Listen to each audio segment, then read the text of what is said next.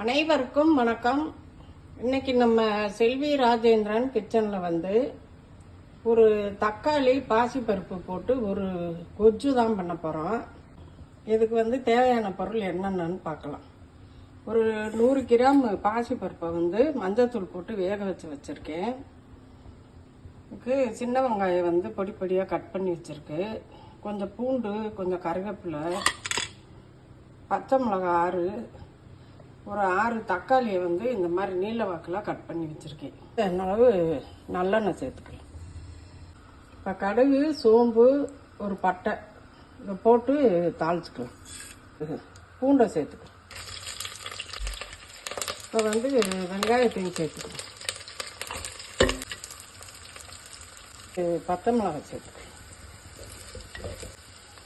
இப்போ நறுக்கி வச்சா தக்காளி சேர்த்துக்கலாம். இப்போ தேவையான அளவு உப்பு சேர்த்து இப்போ நல்லா தக்காளி நல்லா வதங்கிடுச்சு. இந்த பாசிப்பருப்பை நம்ம சேர்த்துக்கிறோம். தேவையான அளவு தண்ணி சேர்த்துக்கணும். தேவையான அளவு தண்ணி சேர்த்தாச்சு. இப்போ கொஞ்ச நேரம் கொதிக்கட்டும்.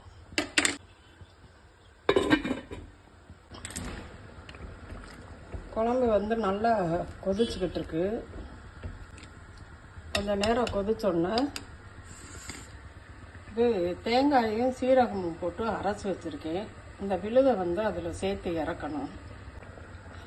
இந்த குழம்பு எல்லாத்துக்குமே நல்லா செட் ஆகும். இட்லி, தோசை, சப்பாத்தி சாப்பாட்டுக்குமே ரொம்ப நல்லாயிருக்கும். நீங்களும் இதை செஞ்சு பாருங்கள். ஃபஸ்ட்டு வேகட்டும். வெந்த பிறகு இந்த விழுதை சேர்த்துட்டு எப்படி இருக்குன்னு பார்க்கலாம். அன்றைக்கி விரா மீன் வறுத்துட்டு ஒரு 5 பீஸ் பிரிசரில் எடுத்து வச்சுருந்தேன்.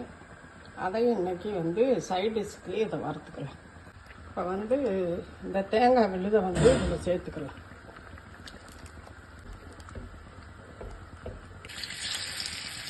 சூப்பரான மீன் வறுவல் நீங்களும் செஞ்சு பாருங்கள்.